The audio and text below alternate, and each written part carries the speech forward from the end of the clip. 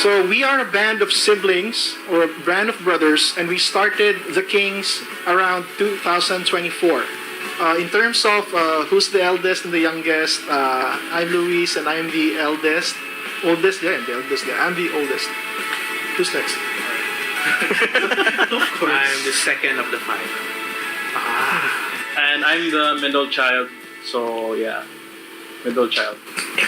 Issues. Then I'm the fourth who came out. And I am the fifth. And we're the Kings. We grew up together, loving music, and so it became one of our hobbies and one of our primary passions in life. And so we figured out, why not make something together? Why not make art together? And we really enjoyed making art together. So that's the quick story of the Kings. So our family name starts with a Q. So we figured, why not let's form a band name called the Kings with a Q, so Quibranza siblings. Yeah, technically a portmanteau of Quibranza and siblings, so We used the to play Kings. in a band before. Luis, Paco, and Paolo. We used to play for Bethany back a few years ago, and maybe some of our viewers know us.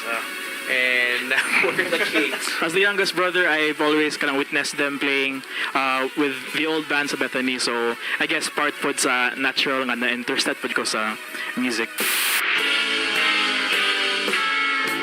Ako personally, I would say na growing up, I saw my two older brothers, loving to play the guitar, learning how to play the drums. So I was captured by that, and then it became our favorite pastime at home. Our parents were very supportive of it. Even the simplest like guitar, they bought for them, and then ako pag drums, they bought for me. So it became our favorite pastime as brothers as well. So music was really a big part. They supported our music journey because themselves are also inclined with music. So our father studied music, classically, piano and violin, and my mom's side has roots to orchestra composition and stuff like that. Our dad is actually a singing champion back in 1985. I forgot the name. Super Wheel. Search for a singing star, something like. No, Manila. It was a national stint, and in '85 he won the nationals. And what Fonso mentioned, our mother also comes from a musical family. Our great grandfather was an orchestra composer.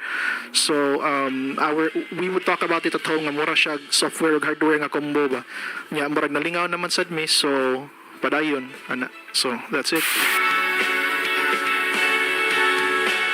In terms of musical influence, it really depends on the generation that we grew up with.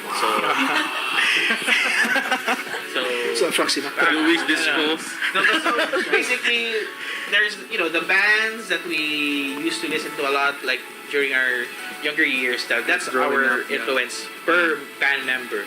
But the good thing when we banded together, we merged all our influence, so we have like a bit of the old school and we have the new school, and I think that's good because we're trying to make a different school. And what's also nice about that, Kai, we have the mga kuya. So as growing up as well, Kai, I was exposed to the music they listen to, which is revolving around alternative rocks like U2, right? And Coldplay, yeah. So at the same time, as Gen Z, I was exposed to their music tastes. But at the same time, as I developed my own musical tastes put towards my own preferences put. The awesome stuff that's coming out, like Chappelle Roan, we're big fans. Benson Boone, stuff like that. So alternative medyo, but it's fun. Sabrina Carpenter, naginas playlist ng Hello.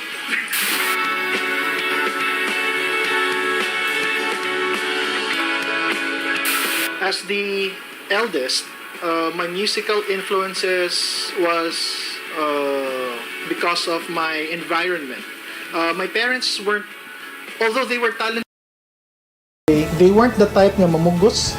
I remember I did not learn a musical instrument until I was 14.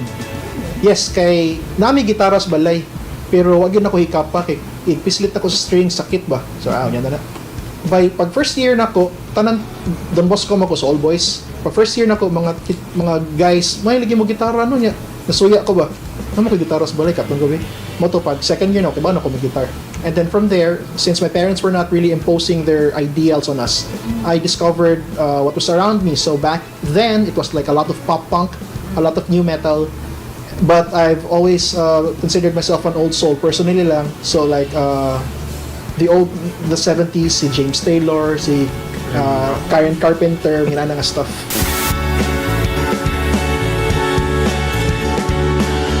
The instrument assignments came out for the Kings. It's basically Luis wanted, since he's the eldest, he wanted to be the front man, and then si Angelo took being the second in line, took the coolest instrument, which is the electric guitar. So being the third one, the middle child, I took the drums because for me it was cool back then. So yeah. And then Fonso and Chesco took whatever was left. So ang instrument na kulang is the bass, kasi he played the drums, guitar. Kulang mag-bass, ako nalay bass. Yes, and of course, needed mo puro keyboard, so I learned the keyboards. We do have a good background playing multiple instruments. Yeah. So we also do play in church. So that's also a good foundation for us. Multiple instrumentalists man mi, so it helps during practices nga o sige ikaw say bass or ikaw say drums, but for the roles that we play on stage, it was decided mostly because of the core that was existing, and then we added to that.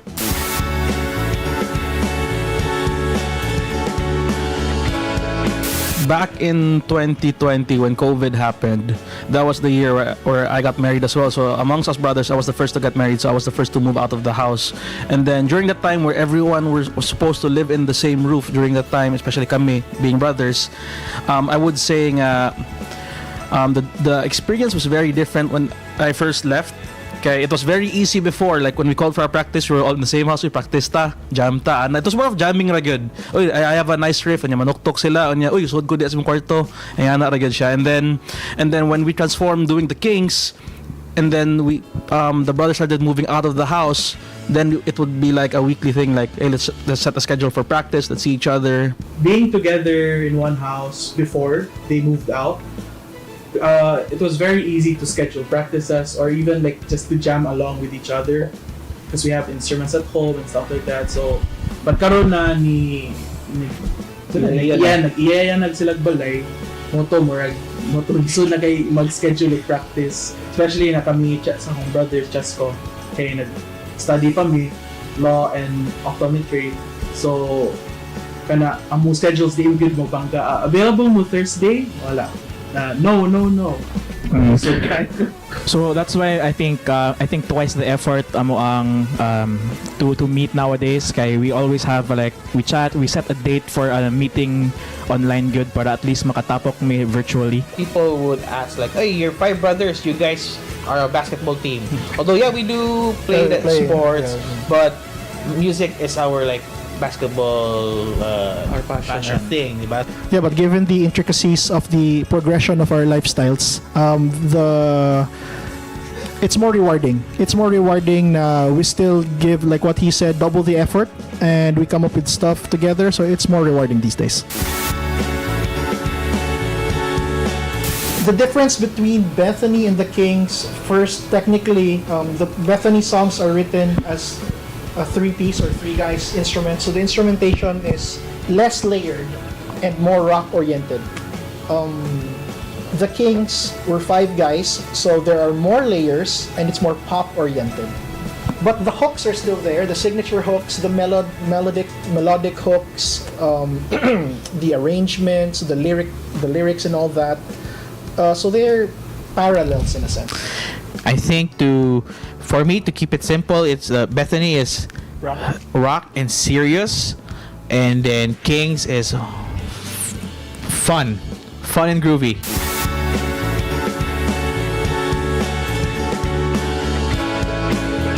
So how does the songwriting process of the Kings go? So usually it starts with Luis. He's the chief songwriter for the band. He's always been and always will be the chief songwriter. Okay na siya yung maayo yung suwat. Kaya kami din mi. Pero for the Kings, we took on a more democratic approach to it, especially factoring in Fonso and Chesco joining us now in our, as what Angelo mentioned earlier, we come from different musical backgrounds growing up. So we try to input everything, and then in terms of music production wise, that's where the five of us really work it out in the studio. Na I want to incorporate this, and then Chesco wants to incorporate this, but Angelo wants to incorporate something. So we just find our way, like, and work it together. Yeah, and more specifically, we hang out in a studio. We have the songwriting session. Kuya, si Sir, Sir, what? Kuya Luis, has the lyrics down, but we also, after we have the initial skeleton of a song, that's where me and my older brother, si Fonso, come in. We're the only ones, or we're one of the first ones of the five brothers to venture into kanang digital production. So we usually record everything in a demo digitally and send it back to the brothers so we can bounce off ideas. Pod. The Qings released an EP called Parallels a couple of years ago. It's out on Spotify. Parallels is actually a concept EP where we took 5 Bethany songs and we recreated it as we thought how the Qings would play them. So that material is out. And then we started going to the studio. We have a handful of songs for the Qings. We are about to release our first single as the Qings. We've written a handful of songs, but we're very excited about this new song that we are releasing, our very first as the Qings. The first single of the Qings, the very first single, is called Samantha, and it's very special to us because it's our very first Bisaya song. Woo! Samantha, actually, mga tao, Samantha man. Play na siya on words sa lyrics, kaya ang first words kay Samantha. So siya, trip lang siya ba? Samantha, but he's just learning it now. But it's ironic. So the song makes you wanna dance, but the lyrics makes you wanna cry. So inana ang approach sa kanta, and it actually talks about kanang how it's all about why some loves are better on paper, and it's like better in dreams but in real life apiki ba. Well, si Fonso open up one night during dinner. Joke lang. Si Chesco bitaw. Chief songwriter. Siya man na niyang inspiration for the song. And usually inspiration comes from experience. So here, he will share his experience.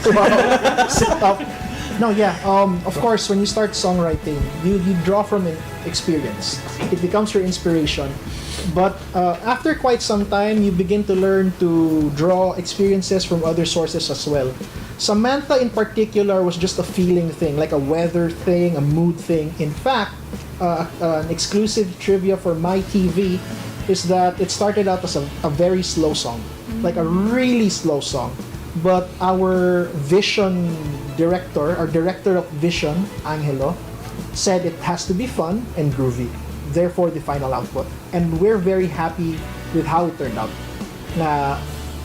It's the spice of life. Irony, diversity. Oh yeah, I think. Sorry. So how is it like working with the brothers? I would say it's not perfect, but it's as you would imagine it to be, like family ba nga. We love each other, pero mag-away mi. It's very easy to be open to each other. Na ay mga gigs, na mga practices, performances where we fight after. Lalis good as in grabe. After ana we make up and then we said practice again. So it's fun. The creative process with each other is quite dynamic and different because each of us have different opinions. No, so mura siya maayo kayo na 5 mi ka buok kanang odd number, so mag voting. We have a voting. So 3-2, wag yung mag-tie. So magtuto magani, na yun ay deciding factor. No, because yes, true, and this is true because we as the older brothers, we gave them the chance here sa band. Now we dropped the honorifics para same age lang tanan. That's the real story about that. So drop the honorifics and then it's a votation, the democracy. So at least sure good na naagid na majority. 50 plus 1% na. It's really nice kay me and Fonso have certain suggestions pod when it comes to the creative process. And I think tungod brothers pod me kay we're comfortable enough. Like, yeah, lalis stuff verbally, but at the end of the day kay we get the ideas up front ganito makaingon. So sila lang may maglalis. Kani. Playing the literal middle child to everything. Kay generations wise, just and Fonso come from the younger generation. Luis Angelo kay. Hey, So yeah, pero kidding aside, yeah, 90s kid ko. trying to play ano lang good for everyone. Kay kana lagi. Brothers. Yeah, we are our own biggest critics, but we're our own biggest fans as well. The parents are proud. Yes. But they will not show it. Kay typical kana old school parents ba. Okay ra mo diya. Pero they are happy. They like us. They like to see us play live. They enjoy seeing us. They always ask us afterwards. If they don't watch us live, then when we meet each other personally, they'll ask us questions like, "Oh, kamusta man ang gig? Yeah. Ang gig? Yeah. Napay dito card sayop ninyo." Yeah, actually, Kasi tawa na evaluation. critic, evaluate, or like what Louis said kanina, like us brothers, we are our own greatest critics and our own greatest fans. In a way, I feel that from our parents, kaya if they watch us play live, mo comment gid si dad like, okay, ikaw kusog kay kamo bunal paspas ra kaya na, so nga na, pero in the end I'm sure they're proud and kana happy ra gid family. Sige, kinsa ang pinaka saputon in 3, 2, 1. 3 voters. Kinsa ang pinaka dali mangluod in 3, 2, 1. Kinsay pinaka daghag na uyab in 3, 2, 1. Ay, gabi ha.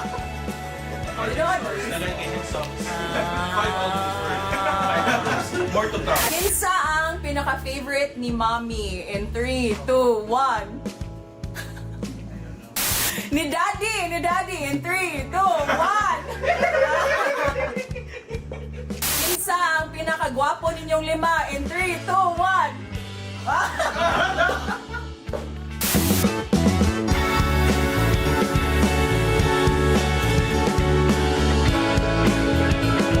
Hi everyone, we're the Qings, and we'd like to invite you guys to stream Samantha out on your digital streaming platforms. It's our very first Bisaya single. We hope you enjoy it, and we hope that you share it with your friends as well. So we're very happy to be a part of this Cebu music scene, and we hope that you join us in this journey. So thank you very much. See you online.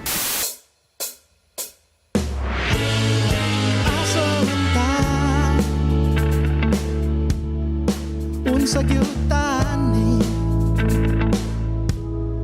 Misilang tao panagsa Kay wa may magpapindi Ikapila pa man Nga drama paaboton Kung mabagi hapon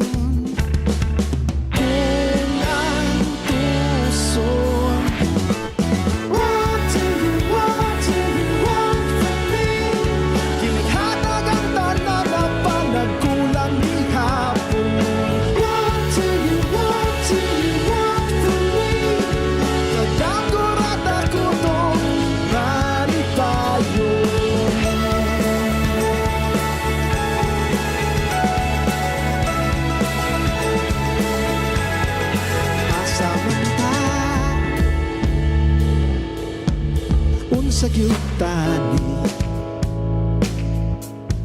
Aniyara ko nagpaabot Ug ganahan ka mo balik